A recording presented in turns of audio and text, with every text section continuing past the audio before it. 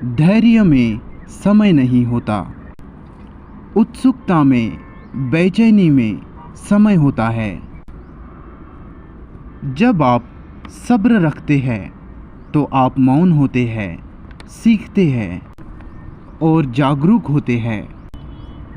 लेकिन जब आप बेचैन होते हो तो समय जैसा, टाइम जैसा कोई तत्व उत्पन्न होता है। अगर आप बहुत बेसब्र हो तो उस बेसब्री में एक आक्रामकता है।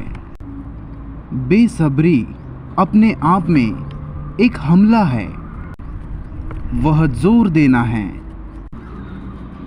आप शांत इसलिए नहीं हैं कि आपको सुनना है या गहराई से महसूस करना है या देखना है।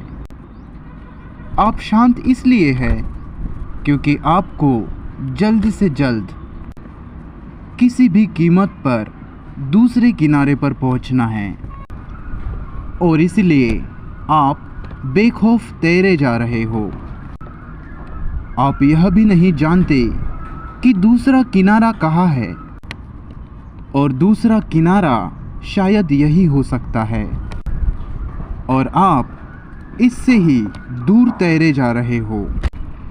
अगर मैं यह सुझाव दूं कि तैरना बंद करें, अगर मैं आपसे कहूँ कि तैरना छोड़ दो, इसका मतलब यह नहीं कि आप सुस्त हो जाओ, निरर्थक हो जाओ और कुछ भी ना करो, बल्कि इसका मतलब यह है कि आपको बिना किसी विकल्प के जागरूक होना है। जैसा हमने कहा कि धैर्य, पेशेंस समय के पार होता है और बेसब्र समय से भरा होता है।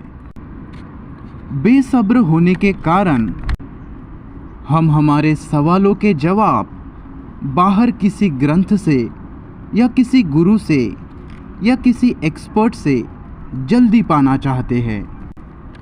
लेकिन खुद को सुनने के लिए, खुद से जानने के लिए धैर्य चाहिए। हमने आत्मनिर्भरता खो दी है। स्वयं को समझने के लिए धैर्य, सहनशीलता और जागरूकता बहुत आवश्यक है। हम इसके गहराई में आगे और भी जाएंगे।